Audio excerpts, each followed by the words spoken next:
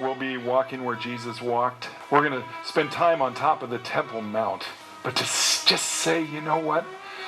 I've been there and it changed my life. We will go from here on May 8th, Los Angeles Airport, direct to Tel Aviv.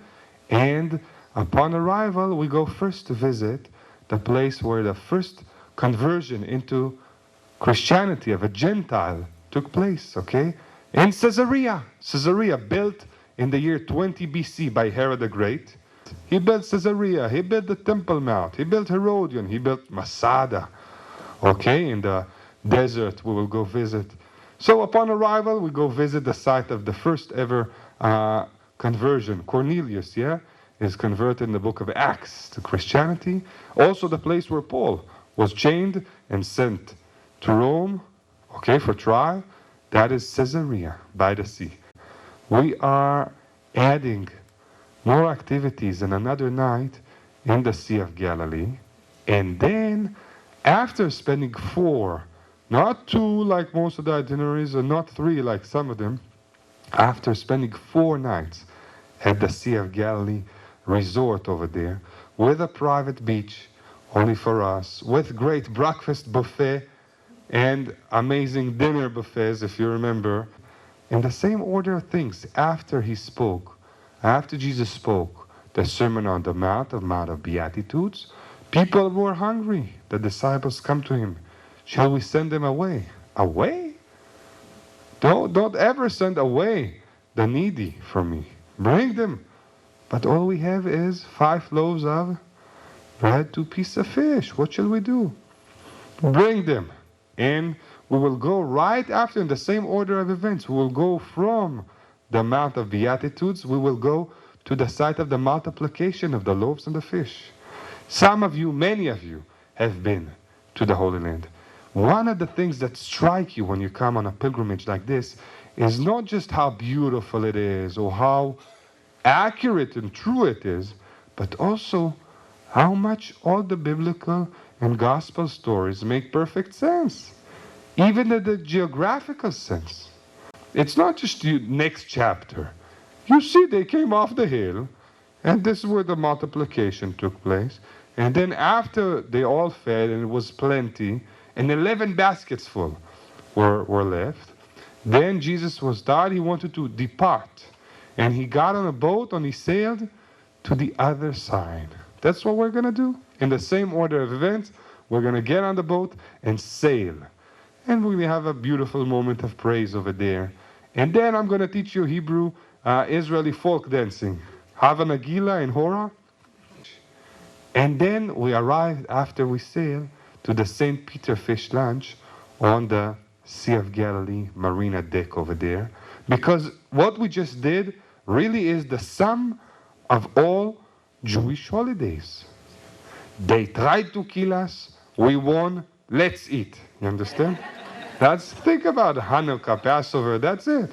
So then, and of course we added Cheryl's favorites over there, which coincidentally, maybe that's why I'm excited about this group, is my favorite, Tel Dan. Okay? Another site that many groups, most of the groups, don't get to go to. Tel Dan, a beautiful nature reserve, but at the same time, a biblical archaeology park. So we have a beautiful nature walk, quiet and enjoying like this. And then we arrive to a biblical city of the tribe of Dan. And over there they found the stele of Dan, and also called the stele of David. So who does it belong to? To David or Dan? Make them stop fighting. Whose stele is it? No. It's the only extra biblical mentioning of the name David. Up until not so long ago, so many Bible deniers were saying the Bible is a beautiful book. Beautiful, but it's like Hercules, it's like mythology, like Shakespeare, beautiful stories. Now, they used to say that David is a spook character. They were saying, they said, show me a place outside the Bible and it says David. Up until 20-something years ago, we had the problem to show him one.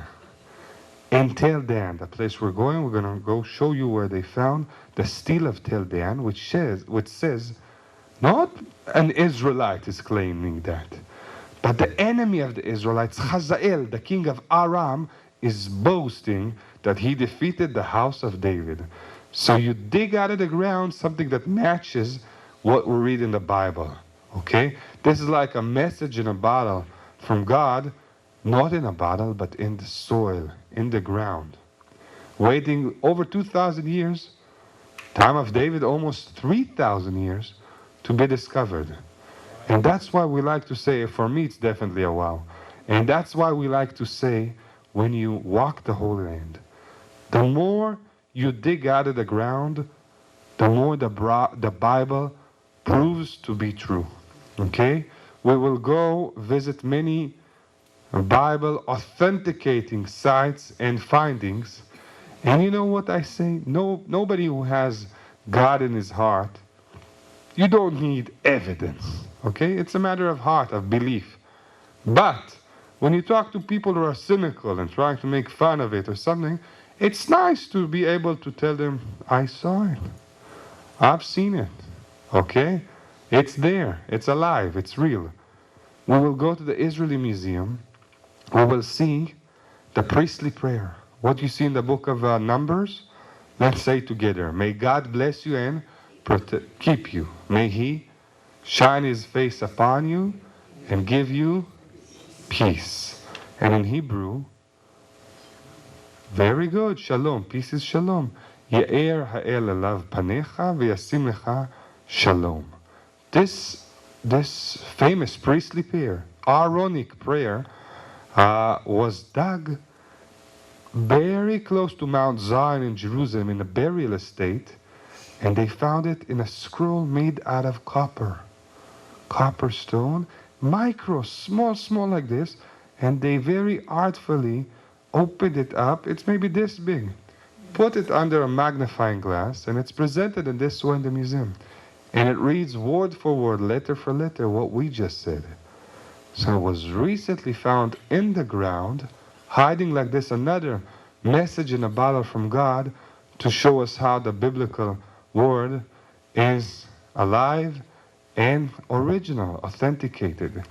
So after we, in the Galilee, we're just going to have a lot of adventures. Of course, the holy sites like the multiplication, Capernaum. We go to see the ancient boat in Gennesaret. We will be in Mount of Beatitudes. We will see Bethsaida, Magdala. So many visits, but also Tel Dan. But also we go rafting. Okay? We go rafting in the River Jordan. Okay? So that is what we do. After 4 nights in the Sea of Galilee, we'll drive down the Jordan Valley, visit the beautiful Beit She'an, which is a frozen moment in time. Frozen moment in time. You really get to see how a Roman city and its glory, first century, shortly after the time of Christ, how it looked like. Okay? Beautiful. We see the bathhouse, the theater, the Palladius Avenue. Beautiful. And then we drive along the Jordan Valley, and instead of going up to Jerusalem immediately, we're working here with Cheryl and Rich about going to a newly opened deluxe spa resort in the Dead Sea. We're going to a private part they recently opened.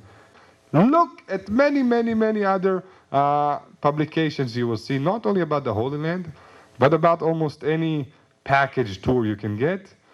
It will say this and that hotel, and then will come brackets, and in the brackets it will say, or similar.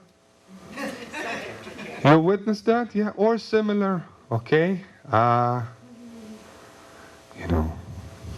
forbid, something, a hotel goes bankrupt, this or that, is something else. But we are not standing here and telling you or similar. This is something no tour company does. We're now telling you the hotels we're going to go to, okay? Because we commit to it. We don't look for a last-minute change, swap, this, that. It's not our style. We go to good places. We're going to spend time, have time to float and relax in the mineral-rich waters over there. And then in the morning, we go to Masada. the exciting fortress over there of the rebels.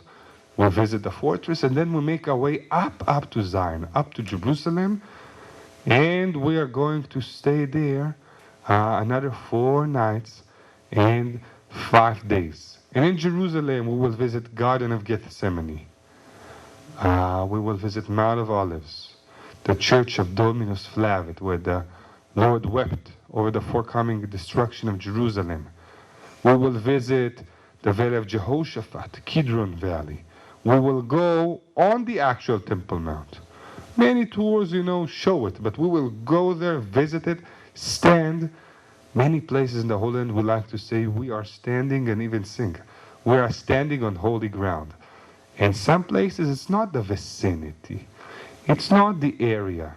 We're standing in literally the footsteps in Gethsemane. At the eastern gate, when we're on top of the Temple Mount, we will be standing exactly where Jesus was, and he surprised and amazed the wise men and the rabbis. Remember at his bar mitzvah that he had such profound understanding of the Word of God, and he spoke with authority.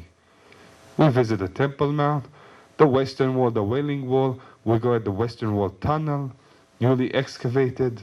We will go to the city of David, Hezekiah's Tunnel. We will go to the Pool of Siloam. We will visit the Dead Sea Scrolls. We will see the beautiful birthplace of John the Baptist. If you remember Ein Karim. And we stop at the homemade chocolate place over there for gelato and good coffee. And we also visit, of course, in Jerusalem, the home of the high priest Caiaphas, to see the actual pit, jail cell, in which Jesus was held overnight. And then we visit the Jewish quarter, the old city, and so many the bazaar, but so many other things. But one thing we like to conclude with is to go to a special communion service in the Garden Tomb at Calvary, Golgotha, okay? And so many things I've been mentioning and describing what we will see, but I think the most important thing is what we will not see, because it's not there, because the tomb is empty, okay? And we like to conclude over there with a special communion service to commemorate that together as a church group, as a family. And that is where each one will get the olive wood from Mount of Olives cup, and we will celebrate together the communion. So this I will give to Rich and Cheryl, okay?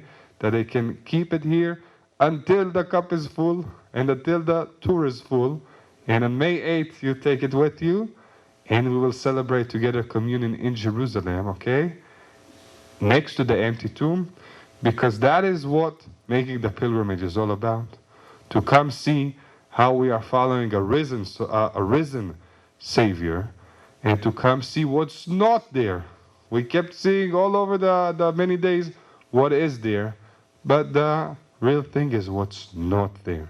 We will visit the empty tomb, and then just before flying back home, we stop at a really good hamburger place to say, goodbye to the falafel and the hummus, and to fly back. Okay? So the dates are May 8th until May 19th. Okay? Direct non-stop from Los Angeles to Jerusalem, back in time 3,000 years, and back home to 2016. Tell yourself, I wish.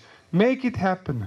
If you know how many times I'm standing in Gethsemane, I see some lady crying, I'll come hug her, and I see it's not just crying from joy. What happened?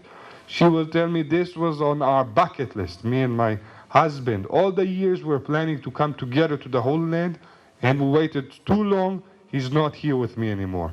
And so many times I will see somebody crying. You'll say, I wanted to come with my parent, and they passed away now. Don't wait until you cannot go. Don't wait until your loved one is not here. Make the commitment. Come on a journey of a lifetime, and we guarantee nobody ever regretted coming to the Holy Land. I've only heard people regretting not coming.